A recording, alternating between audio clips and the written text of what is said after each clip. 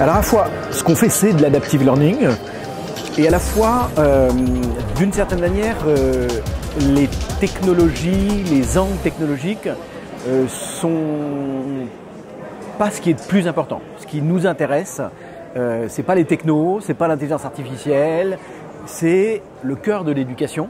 Le cœur de l'éducation, c'est des élèves, et on souhaite que ces élèves renforcent leurs apprentissages, et notamment sur les savoirs fondamentaux. Ce que fait Evidence B, c'est des maths et des langues, et accompagnent leurs enseignants, qui sont les pilotes de cet apprentissage, dans ce travail qui est complexe. Les élèves sont tous différents, ils ont des problèmes différents, et il s'agit d'aider dans cette complexité. Donc c'est ça le principe de départ.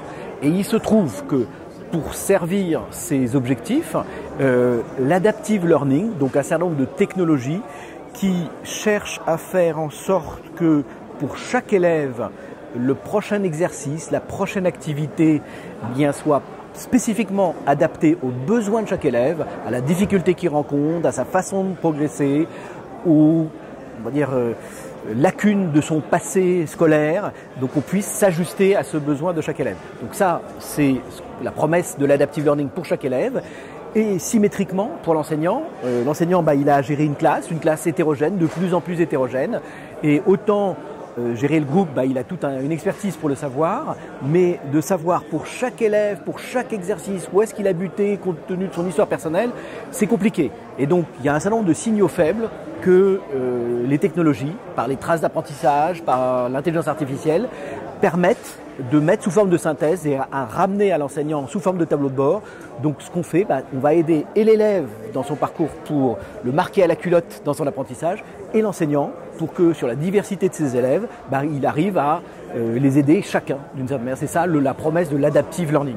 Parallèlement aux enquêtes PISA, qui sont des enquêtes portées par l'OCDE, il y a des enquêtes Teams, Pearl, la France elle-même, avec la DEP, le département qui fait les études au ministère de l'Éducation, fait toutes les années un test de positionnement à l'entrée de seconde, les tests de positionnement de seconde.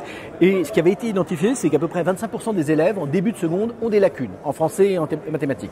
Donc MIA seconde, il y a un marché qui a été émis par le ministère de l'Éducation, et donc, toutes les entreprises ont candidaté, et Evidence B a gagné avec DocaPost pour fournir une solution de remédiation pour ces élèves en seconde, donc à la fois sur l'âge de PISA et sur ce test de positionnement de la seconde. MIA seconde, c'est 20 000 exercices adaptatifs en maths et en français, 14 laboratoires de recherche, transfert de recherche d'Evidence B, en sciences cognitives, en didactique et en intelligence artificielle, et toujours pour nourrir, donc c'est effectivement l'ADN d'Evidence B, cette promesse d'aider sur de la personnalisation chaque élève et les enseignants sur essayer de rattraper ces décrocheurs.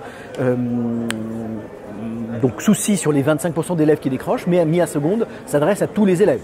Le propre de la personnalisation, c'est qu'elle va s'ajuster aux élèves qui ont vraiment des difficultés. On va essayer de chercher dans leurs lacunes jusqu'à trouver un point stable pour les aider à reprendre confiance dans leur apprentissage en mathématiques et en français. Mais ça aide tous les élèves, y compris ceux qui sont déjà en succès à l'entrée de seconde, puisque le principe, c'est qu'on est toujours dans une tension de réussite. MIA seconde, c'est des exercices qui sont très proches, qui challenge, qui mettent en difficulté l'élève, mais toujours dans 80% de taux de succès. Donc il est toujours dans une démarche de confiance et d'apprentissage.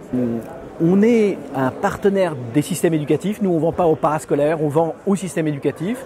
On a gagné au School District de New York, on est à Singapour, on est en Italie, on est un peu partout, parce que nos modules sont sur les savoirs fondamentaux. Tous les pays du monde apprennent le sens des proportions, le sens du verbe. Et donc, notre quotidien, c'est d'accompagner ce cœur de la mission des systèmes éducatifs sur les savoirs fondamentaux en maths et en français. Donc, c'est le cœur des systèmes éducatifs, et ça n'a pas varié. Simplement, on amène des outils nouveaux, des recherches nouvelles au service de cette préoccupation ancestrale. Parce que dès l'Antiquité, c'est déjà les mathématiques et les langues qu'on cherche à maîtriser, et ça va durer encore un certain temps. Donc voilà le quotidien d'Evidence B.